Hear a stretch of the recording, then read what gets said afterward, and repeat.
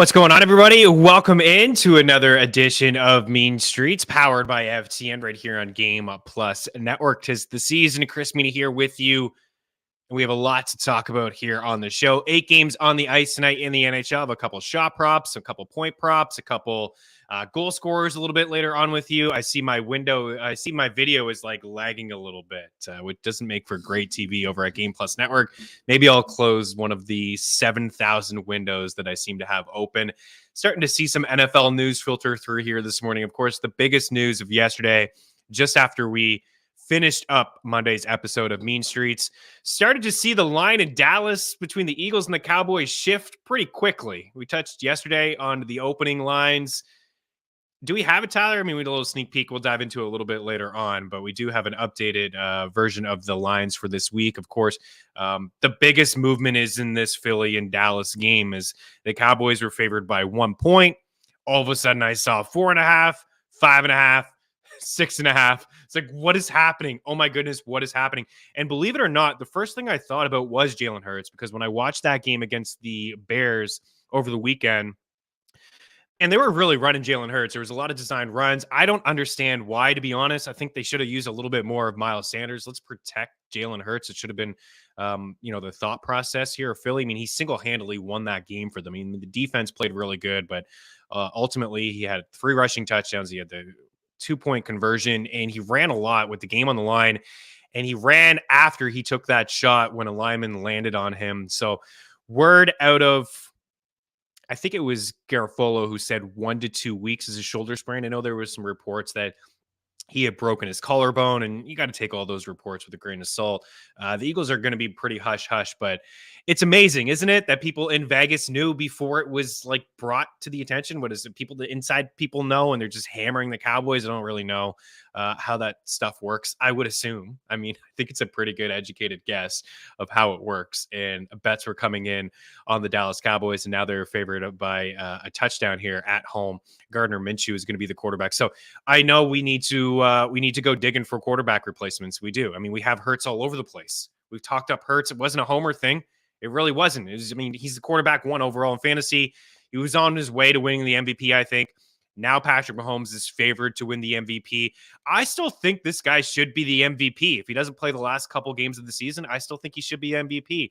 This is reminding me of the Eagles Super Bowl run when they won the Super Bowl a couple years ago, when Carson Wentz was the front runner for the MVP. He suffered a season-ending knee injury. I think it was week 14.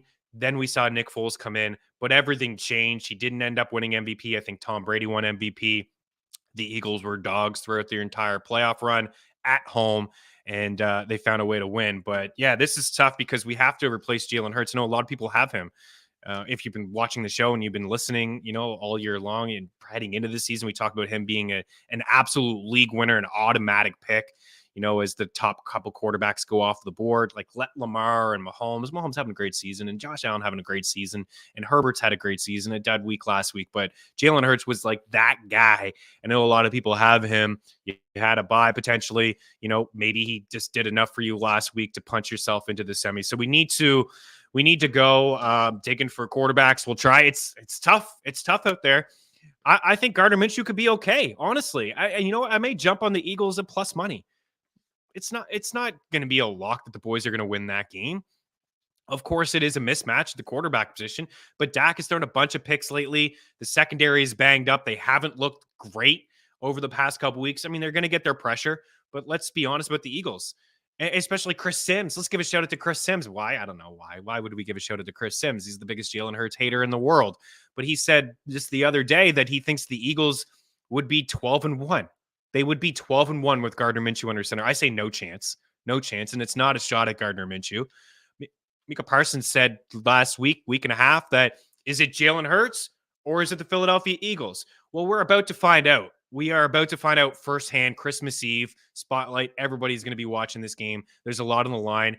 I still think the Eagles are going to win the division. They just need one win in the next couple weeks, whether it's this week in Dallas, which will punch their ticket, number 1 seed, division locked in, and we'll all have a lot more questions about the Dallas Cowboys, won't we? If they lose a game at home to Gardner Minshew, we will have a ton of questions about them. I think we already have a ton of questions about Dallas anyways. Are they legit? Are they for real? We always hear buzz and it usually seems to be the same old Cowboys. But after that, if they don't win in Dallas, you got the Saints. I'm sure the Eagles are going to want to, obviously they're going to want to get a win there because they have the Saints first round pick. So a win would be, double the excitement for the organization because it would lower the Saints down and give them a higher pick, which ultimately will be the Eagles. And then the final week against the Giants. And who knows, maybe week 18, you got the Giants already locked into a playoff spot. Maybe the Cowboys lose next week to the Titans, which is very possible as well. There's a lot on the line for Tennessee. That game is going to be in Nashville. So we can't automatically say that the boys are going to win that one either. So I still think the Eagles will be okay. I do believe the Dallas Cowboys D is startable, Lee. I agree. Yes, they're getting pressure. Minshew hasn't played all year. I think he's a capable backup. I mean, we've seen him last year. I know it was the Jets. I think he played against the Jets at the Link, and he had a really nice game. But listen, offensive line is intact. It's been one of the best all year in the NFL. Lane Johnson's like setting records. I mean, hasn't allowed a sack in like 1,000 days. And then, you have alphas on the other side. You have A.J. Brown. You have Devontae Smith. You got Dallas Goedert, who's activated and is going to suit up this week as well. So it's not a lock that the boys are going to win this game. It's a divisional matchup. There's a lot certainly on the line. Kyle Woods is in the house. Albert's in the house. Leaving is in the house. Daily Handles. A lot of people in the house, guys. Appreciate the support here on the show. If you could smash the like button. If you're on Game Plus Network, hop on over to our FTN Network YouTube page. If you have a question, I don't say watch the show again. If you're watching on Game Plus, we appreciate you. Fantastic lineup as always over there. But if you have any questions at all, you can leave them in the YouTube section, and I will always circle back on this video to help you guys out with any waiver wire stuff that you have. I know it's not a big waiver wire week. You're into the semis. There's not a lot on the waiver wire, but I know we have to go digging for quarterbacks, and I know some people lost Jonathan Taylor, and I think I saw a comment from somebody early off the top and Blurpy got Hurts. So we'll get into this stuff. Brett Thunderstruck, welcome in. Hurts and JT, my goodness, on top of Cup. Oh man, rough go. Hopefully you're still alive here and we can find a way to win. We are going to have to go dig into the quarterback position, and I don't think that Minshew's out of the question to stream this week. A lot of these streaming quarterbacks are in tough spots. We'll dive into it shortly. We'll take a look at the lines. And as I mentioned, 8 games on the ice. We have some NHL picks and some NHL props for you a little bit later on, some goal scores as well. We are going to take a quick break. We'll talk about the gift today over at FTN, 12 Days of Christmas. We are halfway through. And Zach Wilson's going to start on Thursday, something I just saw as well. And I kind of expected that. Mike White dealing with a broken rib, according to some reports. Got a lot to talk about, guys. Hang tight. We'll be back in a couple.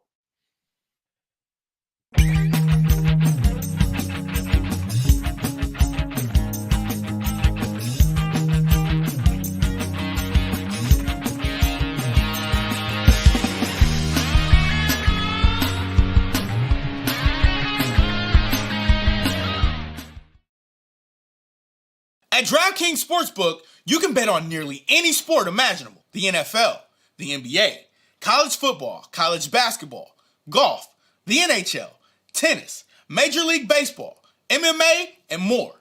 Download the DK Sportsbook app on iOS and Android operating systems, as well as on your desktops or in mobile browsers. Get the best bonuses using promo code FTN. Remember, the only way to gamble responsibly is to win.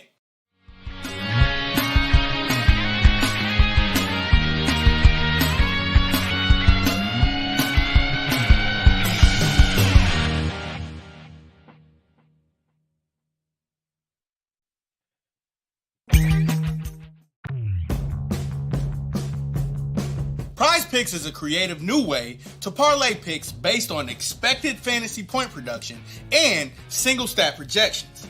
You pick 2 to 5 players and predict if they'll go over or under their projected fantasy point total or their single stat total. When parlaying the players, the larger your parlay, the better the payout. A 2-pick entry pays 3x. A 3-pick entry pays 5x.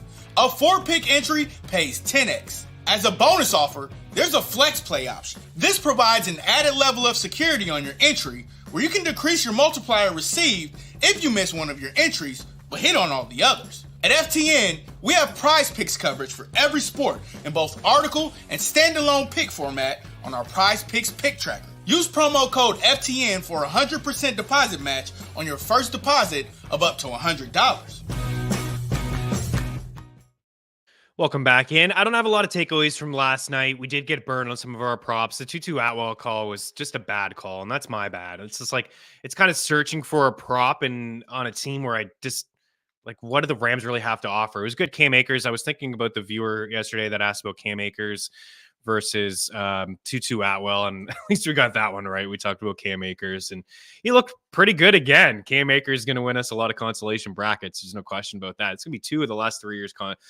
Cam Akers is going to be on my consolation bracket trophy because he popped off as a rookie towards the end of the season and had a little bit of Cam Akers this season. AJ Dillon, it's nice to see. I know I tweeted it out that we drafted this guy for like this time of the season for the cold December days at Lambeau. He's got 4 touchdowns over his last 3 games. He's got 50 fantasy points over that span. He's got 3 catches in each of them. I know he left yesterday. He's in concussion protocol. We'll see if he is able to rebound and suit up this week. I do believe that's a Christmas game against the Dolphins. If there's no AJ Dillon, then you're going to feel pretty good if you're an Aaron Jones owner. Man, AJ looked really good yesterday. He ran hard. I know he's been very disappointing, and I really pumped his tires heading in, and I do apologize for everybody that has AJ Dillon and is just not fighting. I haven't been playing him lately, but I needed him yesterday, and he did come through with us. So hopefully he comes through for you guys as well, and hopefully he did. And we just need one more touchdown from him to pass his 5.5 touchdown prop. It did not look good, right? He scored in week 1 and he hadn't done anything for, just until recently, but I thought he looked good. We needed 2 more yards from Christian Watson. He was stuck on 46. We had the over 47.5, and he did, it looked like he had a chance to get in there at the end of the game, but that's really it. Packers won. They're still alive. I think they have like a 12% chance to win the playoffs. I think I saw something like that over at NFL Next Gen. They do need a lot to break their way, but a meaningful game at least this weekend between the Packers and the Dolphins. Let's try to figure this quarterback situation out because I know a lot of people have Jalen Hurts. Let's actually get to some of these questions first. Tyler, if you want to. Okay, here we go. Minshew, Purdy, Carr. Also, what percentage do you give Hurts of suiting up? I say 10%. I don't think that they should play him. I really don't.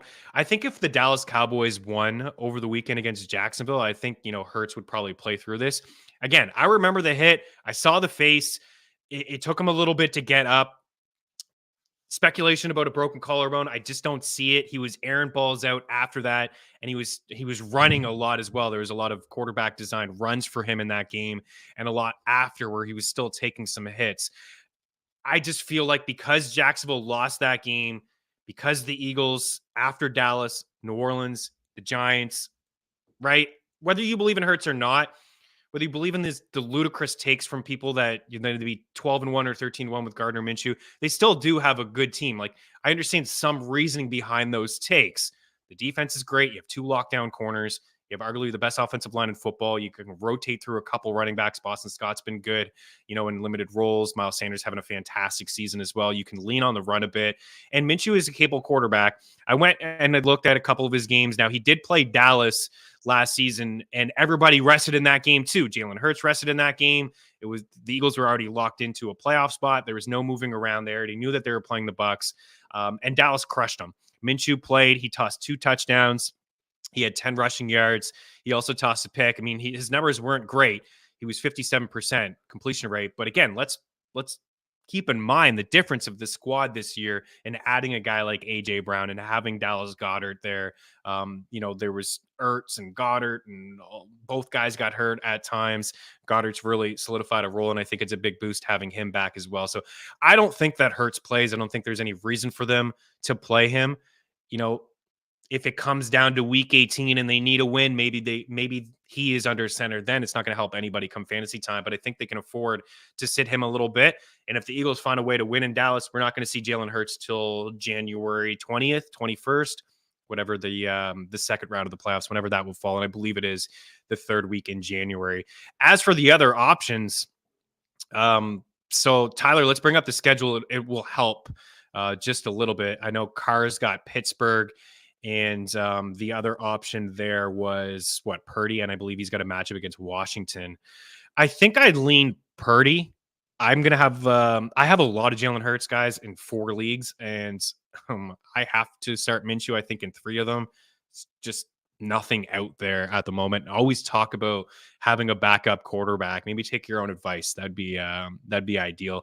But honestly, like a couple of them are super flex leagues, and there's just nothing out there. And people have stashed quarterbacks in super flex leagues. People got 3-4 quarterbacks, and I totally understand it. You get into situations like this in single quarterback leagues. Purdy is available in some spots. The matchup is okay. The fact that they're at home, Purdy's been really good. I would lean with him. He's been playing over the past couple of weeks. We could see a little bit of rush with Minshew. It is in Dallas. The Cowboys have a history of kind of spanking the Eagles at home and having their way with Philadelphia. And you do have the defensive front that can get after the Eagles. It's going to be a really good game, guys. I mean, you got Parsons up, Lane Johnson. It's going to be really, really good. But I would lean with Purdy there, Kyle, in that situation. As for Derek Carr, I think it's a little bit risky against the Steelers. So Purdy would be my first claim. I'd actually probably go Carr, even though I don't love that spot against the Steelers. And then I would go Minshew. So that would be the order of claiming. Bad time to be shopping for a quarterback. He did this to himself as well. Yeah, it's tough. Just a prime example, I guess, of things that we've talked about on this show. Just having, insurance at the running back position, having a couple defenses, and having a couple quarterbacks, right? We all learn. And like I said, I mean, I say it myself, and even I don't always take my own advice. It's tough sometimes to drop certain guys. I still think about the Jerick McKinnon drop that I had just the other day, and then playing against him over the weekend just really grinded my gears. Next up, what do we got? Leaving. Dallas D startable. I think we addressed that one. I think they are. I think they're startable. I still think the Eagles D. I have a lot of Eagles D as well.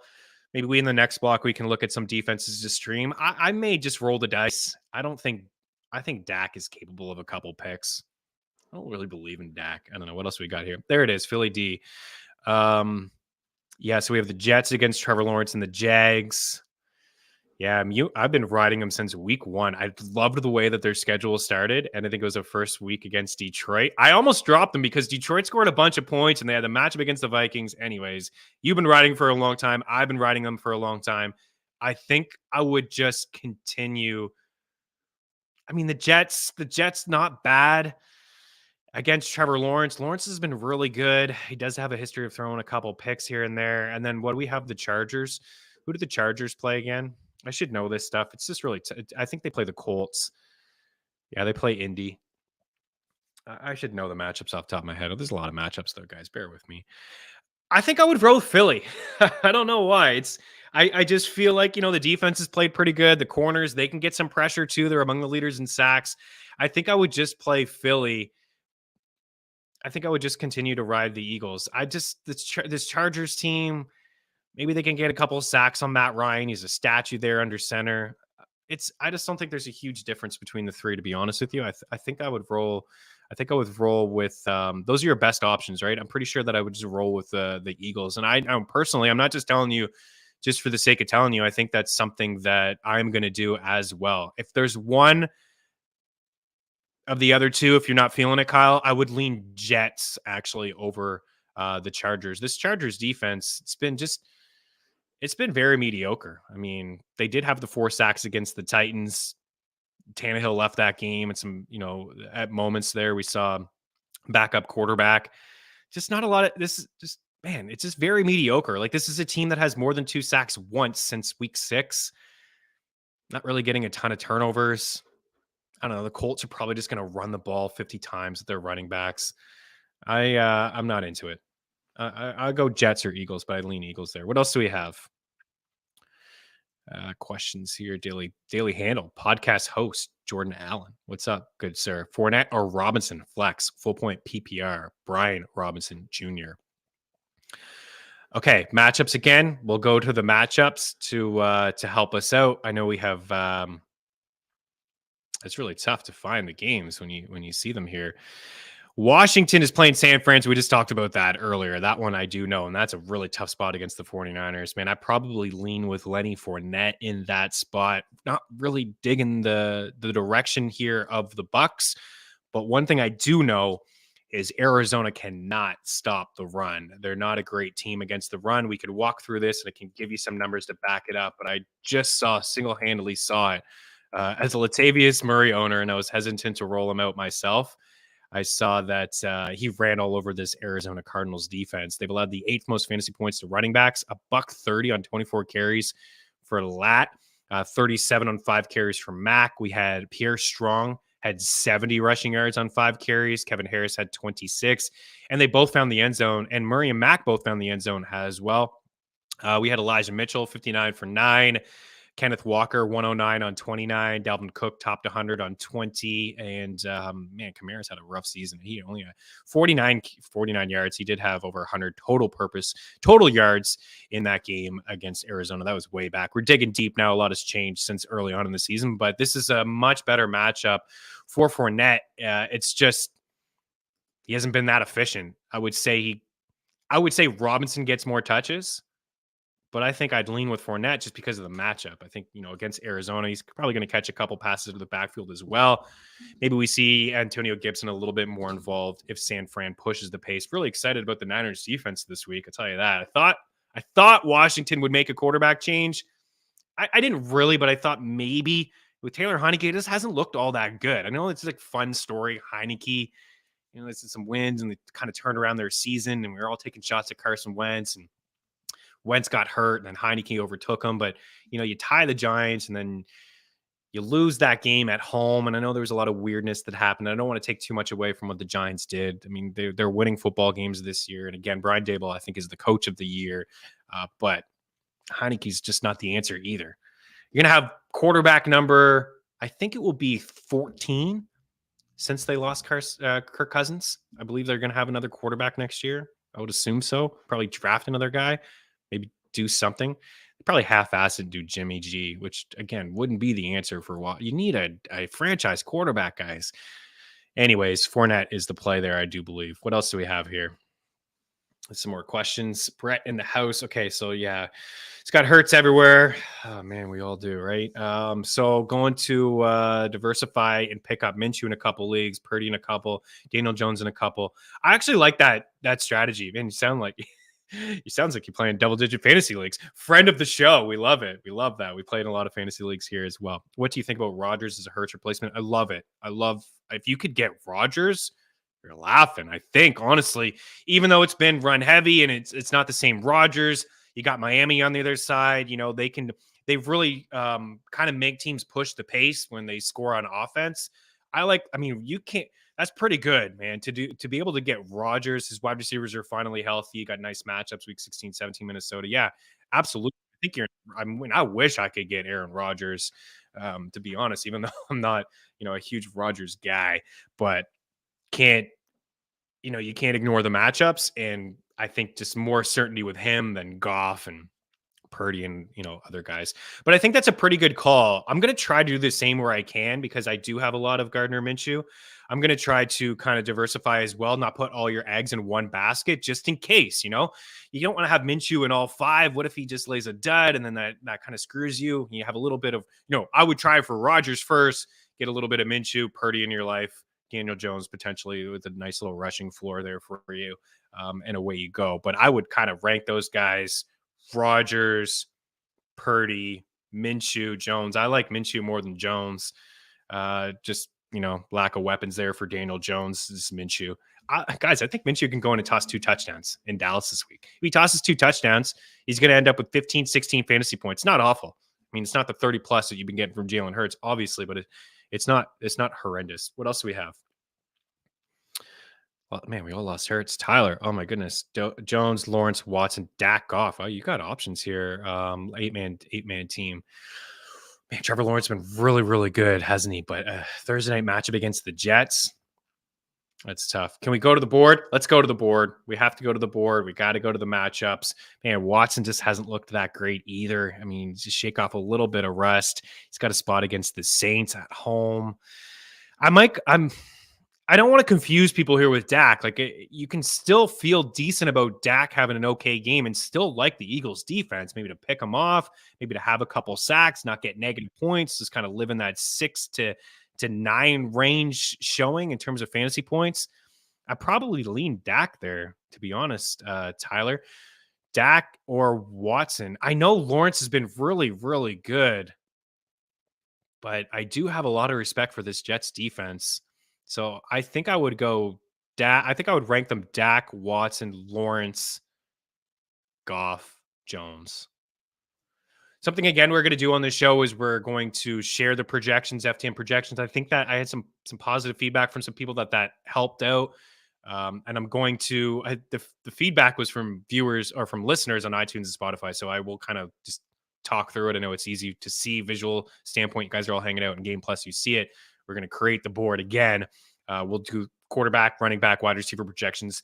I'm going to run my rankings and projections tonight, so I'll have a little bit of a better feel where these guys kind of shape out. I know your waivers are in tonight, so that's why I'm here to try to help you guys out. But that's the way I would rank them, Tyler. At least you got some options, man. We're all in a tough spot, aren't we, with Jalen Hurts? What else do we have? Okay, Minshew, Zach Wilson, no chance. There's no chance I would play Zach Wilson. Zero chance, man. Lamar, Tannehill, and Hurts. My goodness. I'm playing Minshew. I'm playing Minshew over those guys. Maybe Darnold. Darnold's okay. I'm going to put a claim in for him as well. I still think Minshew. I think Minshew can toss 2 touchdowns before Sam Darnold can toss 2 touchdowns. I know it's against the Raiders. No, it's not against the Raiders. Who's Carolina playing? Back to the schedule. I should be more on the ball. It's kind of tough. I'm not gonna lie. I also got baseball on my mind. I was writing baseball articles for Vlad. Instead of Seattle Mariners, I'm writing Seattle Seahawks. I'm writing Seattle Kraken. It's like, oh man, maybe need to get more sleep in my life. What do we have? Carolina Panthers, Detroit. That's right. It's a good matchup. That's why I put a claim in for him. I still think Minshew, Deesh. I still think Minshew, then Darnold, then Pickett. I'm just not starting Zach Wilson. I just can't trust Zach Wilson. He made a couple decent throws, but I would rather go out with a much better offense in Minshew, division game, and these Eagles are going to step up. I'm telling you what, don't be shocked. Minshew toss a couple TDs. Next one. We have another one, maybe one more, and then we'll break, or we're probably good. We're probably okay. Yes. Ooh, for Marquise Goodwin, Richie James, or Chris Moore. Sweet dreams. Ooh, I would drop Jameson Williams. They took a shot with him. It was an underthrown ball. It would have been another touchdown. Man, I'm really excited about Jameson Williams. One of my favorite wide receivers coming out of the draft. But in redraft leagues, I just don't think he can roll this guy out in a semifinal matchup, or if you're playing, where week 18 is meaningful for you and this is a quarterfinal matchup. You just can't. He's not playing a lot. He only played 12 snaps last week. He did have the big touchdown in his first game, or his second game, rather. His first game, he hardly touched the field. His second game, that was just 2 weeks ago. And then last week, as I mentioned, they took a shot with him early in the game. It was a poorly thrown ball. It was underneath him. He is extremely explosive. He reminds me a lot of Deshaun Jackson, but better, I think. And Deshaun Jackson had a really good career. The last few years haven't been great for Deshaun Jackson, but very explosive. A lot of 50-yard touchdowns from Jameson Williams with Bama last year. And I think we'll see a lot of that in the NFL, but you can't be starting him. I would play Chris Moore, but Marquise Goodwin is interesting as well. We just don't know about Tyler Lockett. Is Tyler Lockett confirmed done with the broken finger? Is he confirmed out for a couple weeks? Very optimistic review. Like, what does that even mean? Like Pete Carroll. You can't trust Pete Carroll. I'd say that Tyler Lockett is out. I'd say Tyler Lockett is not playing in this game. So Goodwin does become sneaky against Kansas City. But I mean, it's very boom or bust. I think there's a little bit more stability in Chris Moore.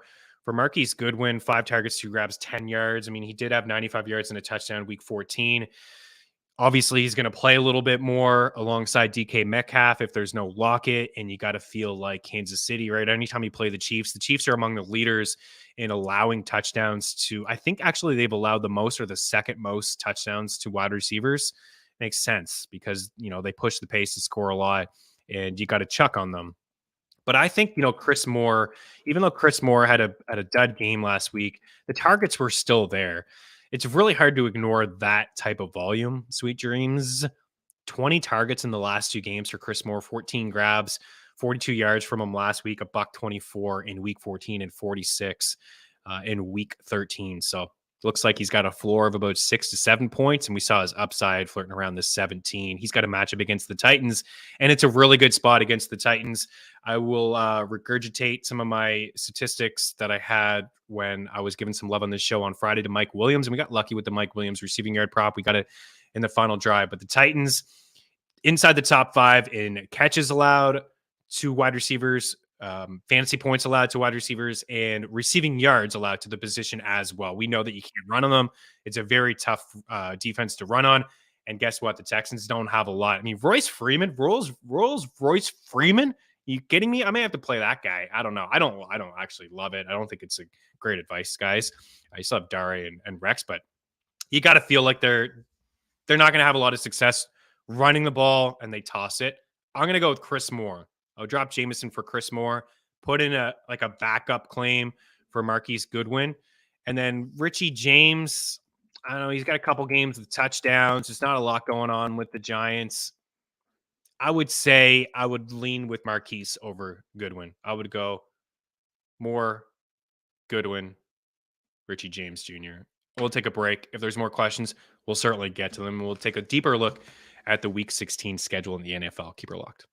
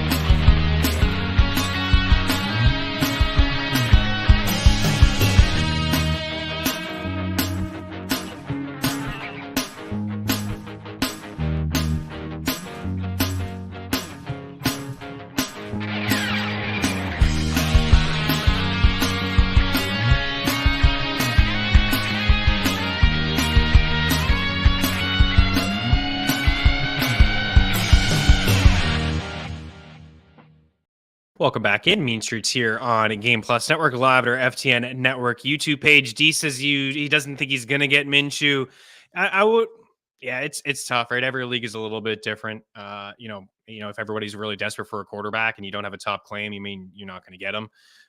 I still think he's a good streaming option rather than rolling out some of these other guys. But yeah, if you don't get him, I think, Sam Darnold, Pickett, a little bit of a rushing. I mean, it's a good spot. I do believe Pittsburgh plays the Raiders, so it's a decent spot against that secondary. Yeah, good luck, Deesh. Hopefully, the rest of your squad, I think, is pretty solid, if I remember correctly. Are there any other questions, Tyler? Anything that we didn't get to from like a starter sit standpoint? Nothing. Okay. We could bring up this comment from Lee on ethics on claims. If you're in a consolation bracket, I wait until Wednesday after playoff teams make their claims. Yeah, your commissioner should have a rule in place, to be honest. I mean, this is tough. This is really tough. For me personally, in some of my home leagues, in dynasty leagues, we make the consolation bracket meaningful. I don't like when teams just tank. And, if they're out of it come, week 10, I don't want to see teams not starting their players and putting in injured players. And if they don't want to be active on the waiver wire, fine. But what I would like to do in my dynasty leagues and keeper leagues is have that consolation bracket meaningful.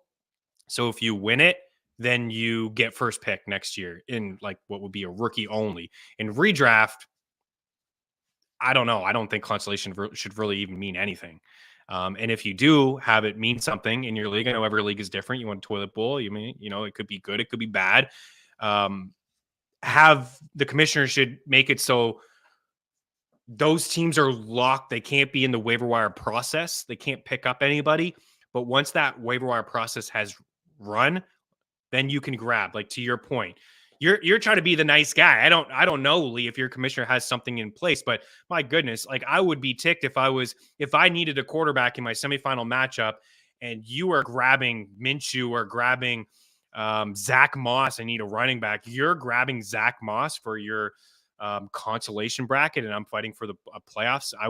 That would bother me a little bit. So I say the biggest thing would be have the teams fighting for a playoff spot. Let them, make their claims. Once waivers run, then it's a free for all. You can just go and get whoever you want. And then if you have your consolation bracket meaningful, whether it's you win your consolation bracket and you get first pick in a dynasty league, I still would have those teams not part of the waiver wire process, and then you just pick up after. You can't have the same sort of. I not in an argument, but there was a conversation this morning in one of my leagues where it's a keeper league, and the teams that are I have the 7th claim, but the teams that are ahead of me, that they're knocked out of the playoffs. So I thought that I would have the first claim to go get Zach Moss, make my decision on Zach Moss or Jackson, and I lean Zach Moss over Jackson. Even in a PPR, I think that what I saw from him and the bulk of carries that he had and a lot of work, I just feel like he's going to get it. And it's a really good spot against the Chargers. I feel like he's going to get a majority of the play. If they're down in the game, Jackson's still going to be involved, but, he's more of kind of a pass catching back. I think what I saw from Zach Moss, now I've been wrong before, especially with this Colts team. Jeff Saturday's the coach, but we saw a lot of Zach Moss in that game. And, he had a couple decent runs as well.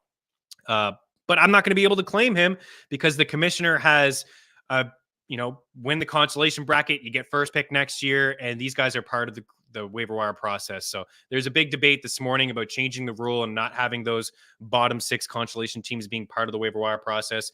I think, ethics, I would wait it out, but if there's no rule, there's no rule. But honestly, I'm all about the ethics of fantasy football. I would wait it out. Nothing worse than, having somebody claim something else. A good question, though, to Lee to bring up. And I think something that maybe you should, your league should have a conversation when it comes to that. We're going to take another break here on the show. I think we've answered a lot of questions. I'm pretty sure we addressed most of the questions that people have. I know it's early on in the week. Waivers run today. As I said, I do lean Zach Moss in a deeper league. Rules, it always messes me up. I always want to say rules. Royce Freeman. Maybe I should just say Royce Freeman. Royce Freeman in a deeper format, much deeper. You have to be in a tough spot. Could be, though, right? There's a lot of injuries that have happened here over the course of a couple weeks in the NFL. So another break, dive deeper into that Week 15 schedule, and then we'll say goodbye to NFL for now. A little bit later on in the week, we'll have some projections, some starting to sit stuff. As we get closer to Week 16, we could really dive into that because obviously, big days on Wednesday and Thursday for practice reports and things like that. Quick break, dive into the Week 16 schedule. I want to show you guys a little bit of the line movement outside of the Eagles and the Cowboys contest. So we'll be back in a couple.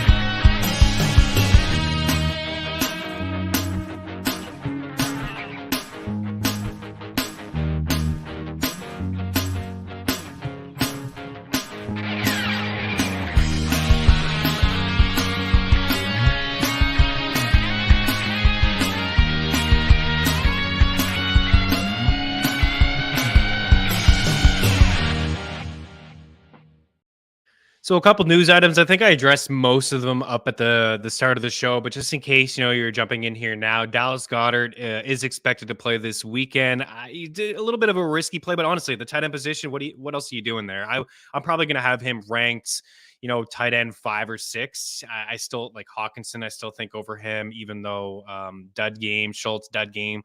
I still think both of those guys. Njoku, I still like. I'm not rolling out Dulcich over him. I'm not rolling out Higbee over him. Everett. I still think Waller and Goddard still have top 5 upside at the position. So double check to see if he was dropped in your season long league. Jonathan Taylor's placed on IR. His season is over. Like I said, I think Zach Moss is the guy there to pick up. Zach Wilson will start. As Deesh is well aware, he's going to start against the Jags. Kenny Pickett is going to start this week as well. Khalil Herbert has been activated from IR. Don't know if he's going to suit up this week, but we could see a little bit of him. Dave Montgomery had a good game. It's a tough spot against the Bills, even though the Bills, if there's one weakness on their squad, it is stopping the run. And then Nick Sirianni said, according to reports from Ralph Ficino, says that this is the quote from Nick Sirianni, we're going to have a plan for both guys. I don't put anything past Jalen Hurts. There's a chance he could play this week. So they're preparing for both guys. Who knows? Just the way that line moved so quickly yesterday. And before we even knew anything, and again, it just came. I was like, oh no, Hurts is hurt. He's done. It's the shoulder. But we'll see. 5.5 I'm seeing right now. I jumped on the 7 because why not? Division game, good defense, a lot on the line. I would jump on it. When Hurts missed last year, Goddard. That was the Dallas game, was it not? Because there's 2 games that he played last year. It was one against the Jets. He was 20 for 25, he had an 80% completion rate. He looked really good. It was the Jets. That was in New York. It was a fun little revenge thing there. He had 2 touchdown passes. That was a fantastic day. And then the game against the Cowboys. I think it was the game against the Cowboys, Tyler, right, where Dallas Goedert had that game. No, it was the Jets. It was the game against the Cowboys. He was just okay. I remember 19 for 33, $186 and 2 touchdowns. They ran the ball a lot with Gainwell. Jason Huntley was there. Again, they didn't have a lot of weapons outside of Devontae Smith. You got a little Jalen Reagor in there, and Quez Watkins, I do believe, had a good game. So yeah, we'll see. Schedule. We'll bring up the schedule. We're going to kind of just maybe rapid fire through the first half break and then do the second half here. So the little bit of line movement in this game. Jets were favored yesterday. Now the Jags are favored. There's pick'em. It's a pick'em in some spots. This is going to be a really tough game to call. I think I'm going to lean with Jacksonville. I like the momentum that I've seen from them. And I'm going to go with Trevor Lawrence over Zach Wilson. That's what it's really all about for me. And, Zonovan Knight, hopefully you got by with that weak game that Donovan Knight had. Again, credit to the Lions rush defense who've been really, really good over the past few weeks. I don't know. I think it's a much better spot for Bam, but I'd be a little hesitant to roll him out as well because we saw a little bit of Michael Carter in the second half of that game.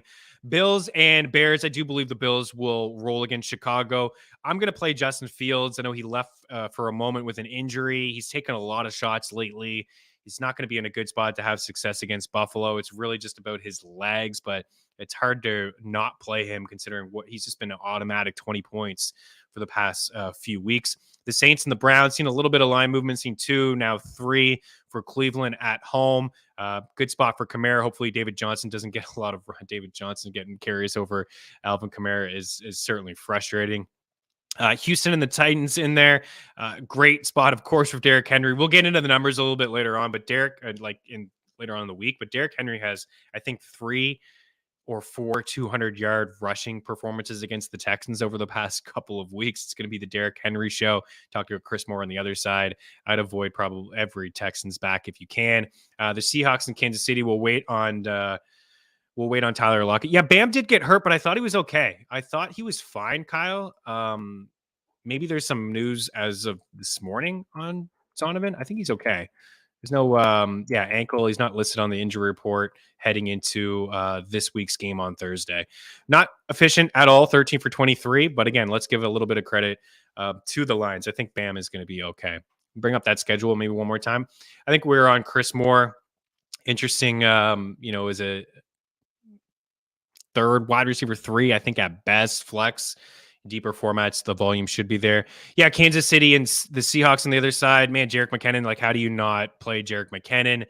He just, he's racking up a lot of catches. It's a pass-first offense. Pacheco's still going to get his. You can run on Seattle. Still a decent spot for him. I would roll out both Vikings backs. I'll probably have them ranked pretty closely. I mean, those catches are very, very valuable. He's extremely explosive after the catch. He's getting some carries as well.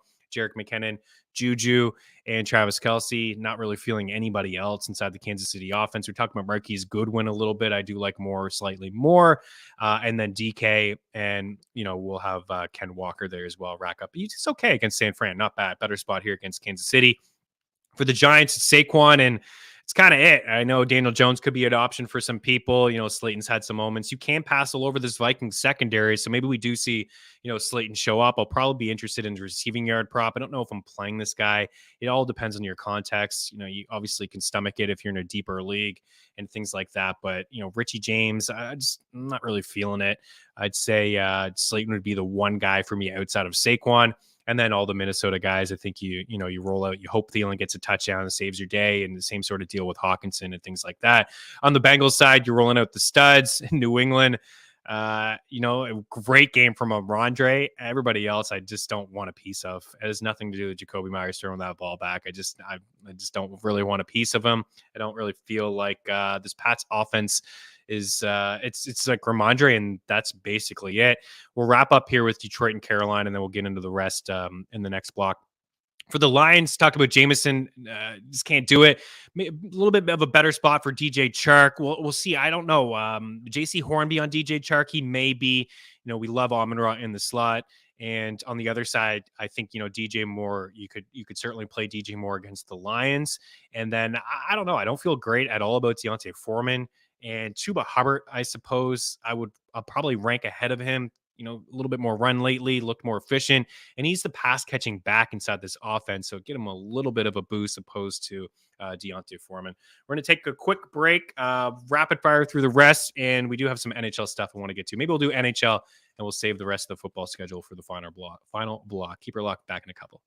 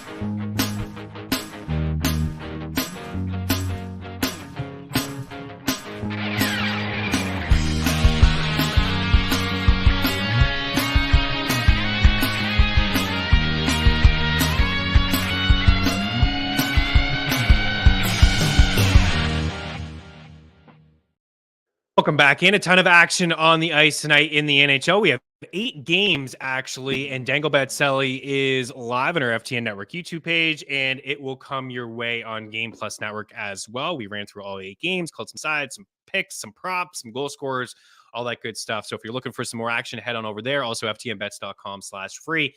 If you're looking for more NHL picks, sign up, 3-day trial, projections, tools, all that good stuff. Picks across all sports over at ftnbets.com/free. So I got a couple shot props that I'm going to share with you guys in a little bit, a couple goal scorers, but I'm taking a look at a point prop here tonight, and it's a member of the Calgary Flames, number 1 left winger heading in tonight. He's on the first line, and it is not Jonathan Huberdeau. It is Dylan Dubé of the Calgary Flames. -106 over at FanDuel for him to pick up a point. Use our prop shop to get the best possible odds. He enters tonight on a 3-game point streak. He's got 1 goal in 5 points over that span. He's got 4 helpers over his last 3 games and 5 assists over his last 5 games. He's +172 for an assist tonight. As I mentioned, he is up on that top line with Tyler Toffoli, with Elias Lindholm. Calgary's messed around with their lines over the past couple weeks, but it looks like Dubé has found a home as for now on that left side. I think he's a pretty good streaming option for those in fantasy hockey formats in a deeper setting. And the Sharks are going to be shorthanded tonight. Thomas Hertl is not going to play, and they're super thin down the middle of the ice. They can't really afford to lose a guy like Hertl, who is suspended for 2 games. So Dylan Dubé for a point, consider +172 for an apple. And I like the Flames to win in 60, and you can get them at -110. A couple other shot props that I like here for tonight. As you see, Jordan Kyrou, the odds there on the right, showing you the best possible odds using our prop shop. Some of the odds have changed. You have the betting package. You get notified right away when when we make a bet, if you follow FTN alerts.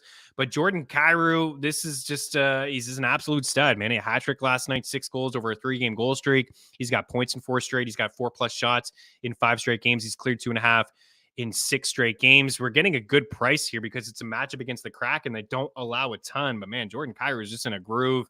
He's one of the hottest players going in the NHL, and he's the only blue that I trust. Tyler Toffoli has been a little bit inconsistent despite hitting the over on this shot prop in 5 of his last 8 games. I mentioned the Sharks shorthanded today. I like Tyler Toffoli. I like Lindholm. I like Kadri to have points tonight, to get an assist. Maybe both of those guys to get helpers. Dylan Dubé with the point. Tyler Toffoli with 3 shots. Drake Batherson, he's cleared 2.5 shots in 9 of his last 11 games, playing really good hockey. Hate the Drake, love the Drake. We got to love the Drake tonight. A little bit juice in some spots. Maybe you can put him into a parlay with maybe Sidney Crosby or Kevin Fiala, but I do believe that was the -129 over at Caesars. Again, you get notified right away when we make that bet. Artemi Panarin, I haven't really went to a lot this season, but he's playing really, really good hockey. I mean, I think he's hit the score sheet in 11 of his last 13 games. He's got 5 points in his last 2. He's got goals in back-to-back. He's had 3+ shots in 3 straight games. He's had 4+ shots in back-to-back games. Really like the way that he's playing. He's a pass-first guy. I mean, he doesn't shoot the puck all that much, but I like that he's playing on that top line with Mika Zibanejad, and I'm going to take the over on his 2.5 shots. And then James Van Riemsdyk is a little bit of a long shot. He's had at least 3 shots in 3 of his past 4. He had 5 shots in the last game he played, 21-37. He's up on that top line right now. As Kevin Hayes is in the doghouse. It looks like Hayes is going to play, but on the third line. A good spot here against the Blue Jackets, among the leaders in shots allowed.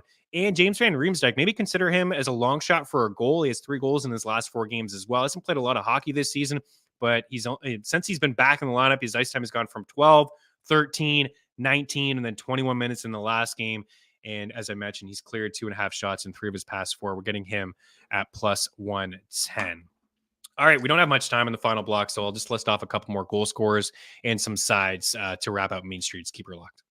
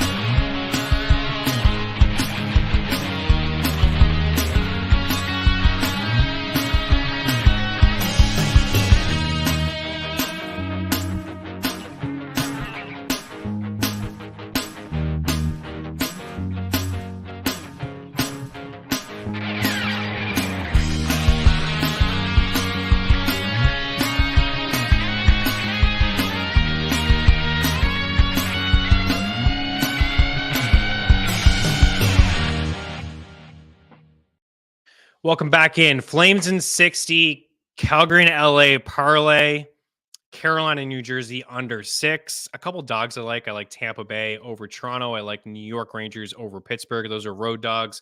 Both teams are playing really, really good, Tampa and New York. And then I got a couple goal scorers here for you. Kyle Connor, Tyler Toffoli, Kevin Fiala, Steven Stamkos, Jordan Kyrou. When you're hot, you're hot. Same thing goes for Artemi Panarin. I think Jake Gensel scores inside that same game. Patrick Laine and Troy Terry. On the way out, I think it's a Kent Johnson night. He's plus 350 to score. That's a little bit of a long shot. He's going to center the number one line with Patrick Laine and with Johnny Gaudreau. There's no Boone Jenner. He's plus 112 for a point, and he's plus 215 for an assist. Kent Johnson night, ladies and gentlemen. We are out of here. Good luck on the ice, and we'll be back tomorrow. Cheers.